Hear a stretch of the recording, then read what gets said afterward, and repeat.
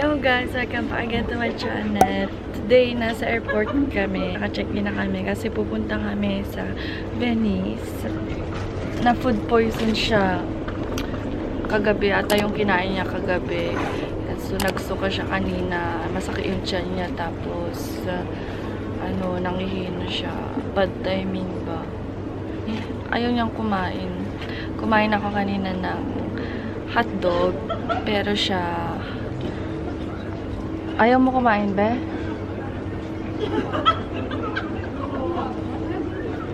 Baka di kaya ng tiyan niya. Mamaya na lang. Kasi mag-stop over kami sa Belgium.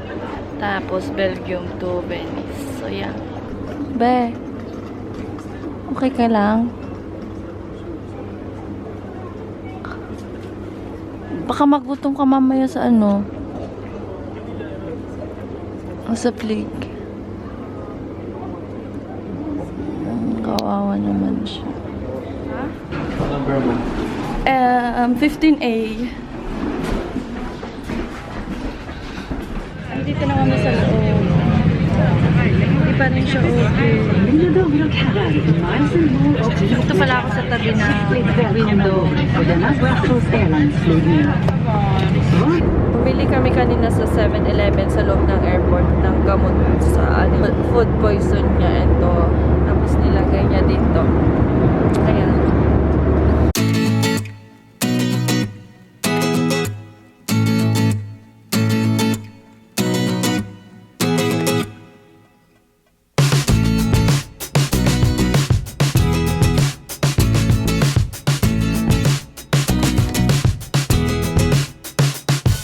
Nandito na kami sa airport na Venice.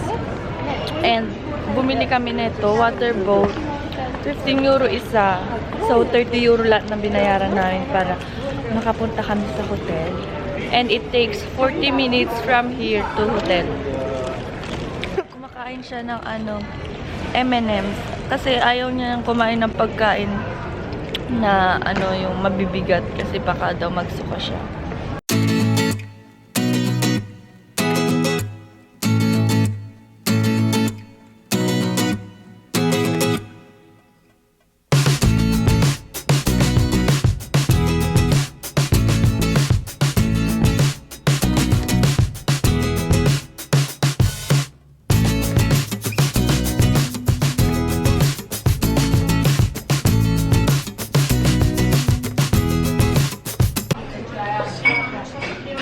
Kakalabas lang namin sa airport, sa hotel namin, and medyo okay na siya.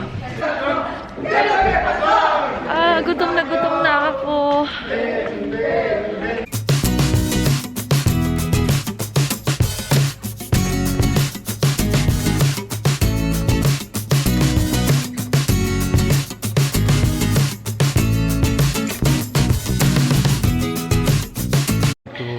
Good evening, guys. So, ayun yan. 12 AM na and nandito kami sa labas naghanap ng pagkain kasi gutom na kami.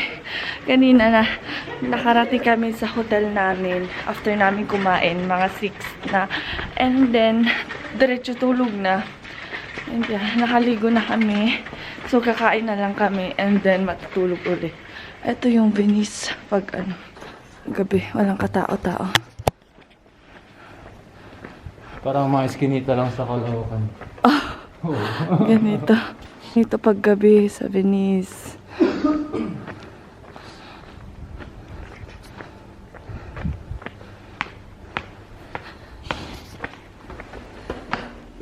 Dito kami nakahanap ng pagkain na fast food siya, no?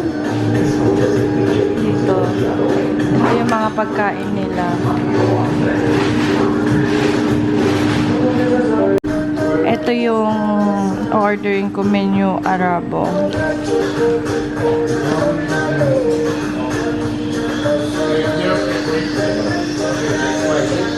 Meron din pala silang mga ganito.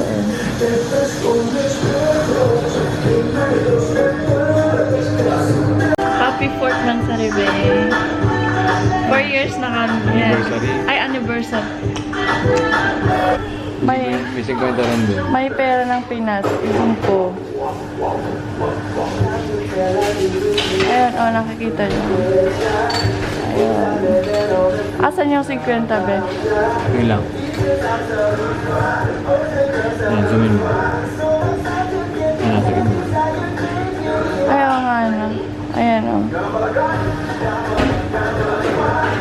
Ayan. Tingnan nyo, walang katao-tao. Konti lang. Kanina umaga, ang dami-dami. Tapos yung gabi, siguro yung mga turista natutulog. Diyan ba, be? Saan ka, be?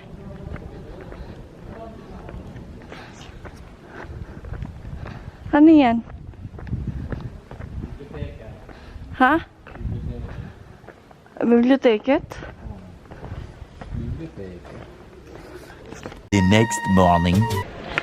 Good afternoon, guys. Ngayon, ulit ako naka-vlog na. Kagabi kasi, nag-propose.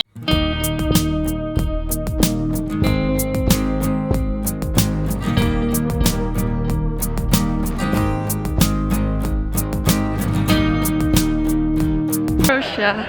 Ano? Pero Hindi mo- nag-propose siya. Oh my gosh. Saya-saya ko. The best trip ever to sa Venice. Memorable na to sa akin. Pero hindi ko suot yung sisi ngayon kasi natatakot ako baka mahulog sa kanal. Engage na kami. Sa pharmacy, bili ka lang pang-ubo. Saan? Pharmacy. Magro-roro kami mamaya. Punta muna kami sa Rialto Bridge. Guys, ang daming iskinita dito sa Venice.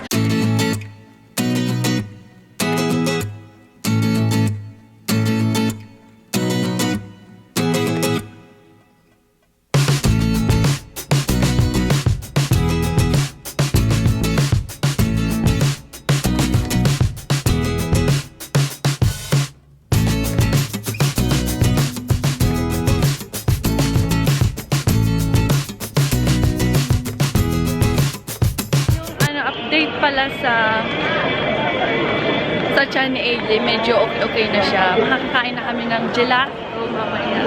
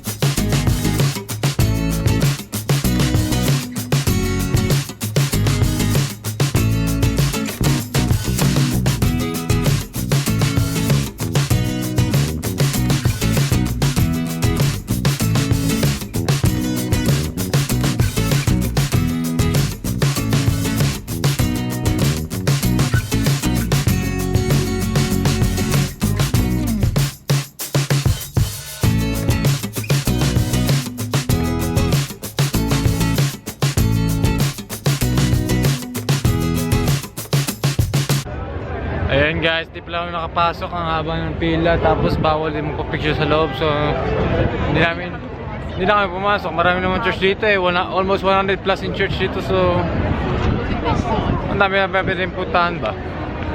Ang dami pang tao doon sa ang haba ng pila, 1 kilometro. So guys, sige, tingnan lang namin mamaya kung merong makakita dito. Sige guys. Ito yung taxi nila, oh. Ang daming tao. Nandito muna kami sa H&M kasi bibili siya ng damit niya. Kasi tingnan nyo.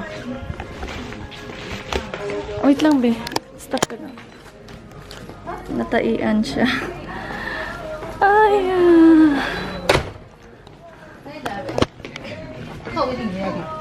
Nataihan siya, guys, ng ibon. Ayan, be, maganda.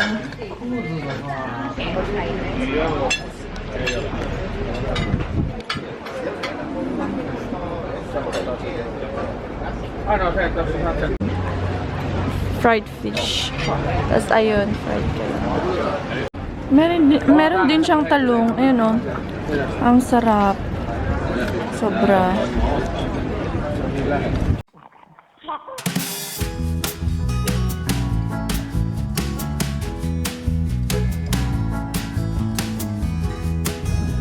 Kasakay na kami dito.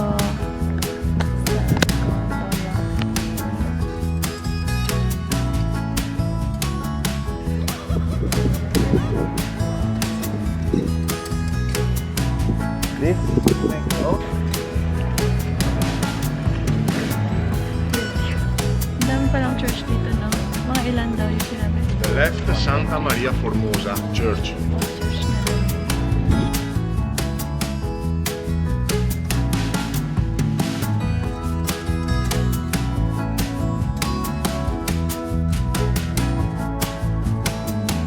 Nagja-gelato na naman siya. Hindi na ako pwede kasi sakit na ng lalamunan ko. Upo muna kami dito kasi may araw dito. The next morning. Nandito na kami sa train papunta sa Milan. Papunta na yung train. Bye-bye, Venice.